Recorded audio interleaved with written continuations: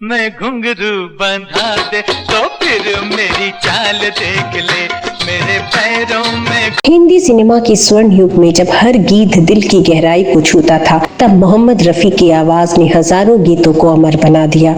मैं कहीं कभी न बन जाऊं तेरे प्यार। लेकिन 1970 के दशक में सिनेमा का रंग बदलने लगा। उस दौर में राजेश खन्ना और किशोर कुमार की जोड़ी ने तहलका मचा दिया। गिरा के मुखड़ा छुपा के बिजुरी गिरा के जइयो ना। हर निर्माता निर्देशक किशोर कुमार की आवाज को अपनी फिल्मों के गीतों में चाहता था।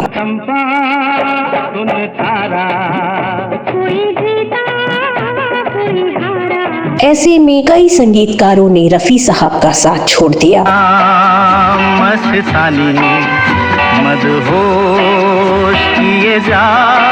इनमें से कई संगीतकार वैसे थे जो मोहम्मद रफी की आवाज की बदौलत ही कामयाबी की शिखर तक पहुंचे थे, लेकिन एक संगीतकार ऐसा था जिसने रफी साहब के प्रति अपनी वफादारी कभी नहीं तोड़ी और उस दौर में भी रफी साहब से एक से बढ़कर एक गीत गवाए।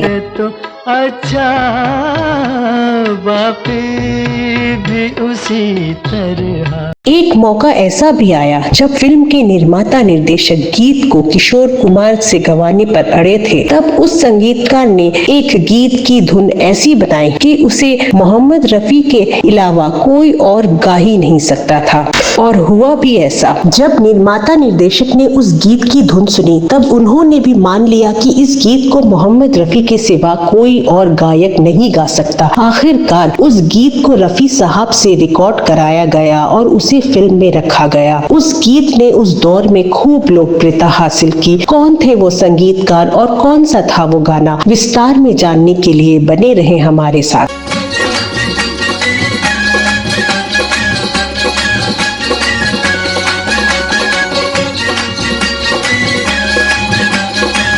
दोस्तों, संगीतकार रवि ने 1950 और 1960 के दशक में कई हिट गाने दिए। अगर खुल के बिखर जाए तो। उनकी धुन में एक आतकी थी जो रफी साहब की आवाज के साथ और भी निकल जाती थी। चौदहवीं का चांद हो या आफताब हो। संगीतकार रवि ने कहा था, रफी साहब की आवाज में वो गहराई है जो मेरी धुनों को आत्मा देती थी। वाले तेरा जवाब नहीं। दोनों की जोड़ी ने अनेक कालजे गीत दिए। मैं तो मिटा हूँ तेरी चाह में। लेकिन 1970 के दशक में जब किशोर कुमार की लहर चली, तब भी रवि ने रफी साहब पर भरोसा रखा। उन्होंने कहा, मैंने हमेशा ऐसे गीत बनाए जिनके लिए रफी साहब की आवाज जरूरी थी। लेने दो नाजुक होठों को कुछ और नहीं। इसका सबसे बड़ा उदाहरण है 1972 की फिल्म धड़कन का गीत मेरे दोस्त तुझे तेरा मीत मुबारक। मेरे दोस्त तुझे तेरा मीत मुबारक मेरे दोस्त। धड़कन 1972 में रिलीज हुई एक भारतीय फिल्म थी जिसका निर्देशन देवेंद्र गोयल ने किया था। मैं तो चला जिधर चले रास्ता मुझे क्या खबर है। इस फिल्म में संजय खान, मुमताज, राजेंद्र नाथ, हेलेन, अलंकार जोशी, रूपेश कुमार और बिंदु जैसे सितारे थे। आया तेरे द्वारे बचा ले भगवान। फिल्म का संगीत रवि ने दिया था और ये उनके और रफी साहब के रिश्ते का एक और नायाब नमूना था। ये साज नया नया गीत मुबारक मेरे दोस्त। उस दौर में निर्माता और निर्देशक किशोर कुमार से गाने गवाने के लिए दबाव डाल रहे थे। धड़कन में भी एक गीत मैं तो चला जिधर चले रास्ता किशोर कुमार की आवाज में रिकॉर्ड किया गया।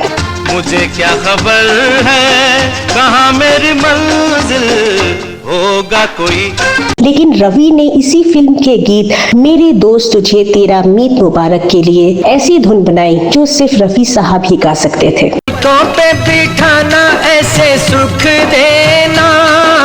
जब निर्माता निर्देशक देवेंद्र गोयल ने इस गीत को किशोर कुमार से गवाने की बात की तो रवि ने साफ कहा, इस गीत को रफी साहब के अलावा कोई और नहीं गा सकता। जब देवेंद्र गोयल ने उस गीत की धुन सुनी तब उन्होंने भी इस गीत को रफी साहब से रिकॉर्ड करने पर ही सहमति दे दी। संगीतकार रवि की इस जिद ने न सिर्फ गीत को अमर बनाया बल्कि रफी साहब की आवाज की ताकत को एक बार फिर साबित किया। है बाहर से ये फूलों की कली, ख्वाबों की दुल्हन इस गीत की धुन और रफी साहब की आवाज का जादू ऐसा था कि यह गीत आज भी संगीत प्रेमियों के दिलों में बसता है। मेरी दोस्त तुझे तेरा मीत मुबारक एक ऐसा गीत है जो दोस्ती और प्यार की भावनाओं को खूबसूरती से दर्शाता है। खुशी के तराने ऐसी प्रीत मुबारक। रवि ने इस गीत की धुन में शास्त्रीय संगीत का पुट डाला जो रफी साहब की आवाज के साथ और भी गहरा हो गया। गीत के बोल जो शकील नोमानी ने लिखे थे सादगी और भावनाओं का संगम थे। रफी साहब ने इस गीत को इतनी गहराई से गाया कि हर सुनने वाला इसकी भावनाओं में खो जाता था। खुशी के तराने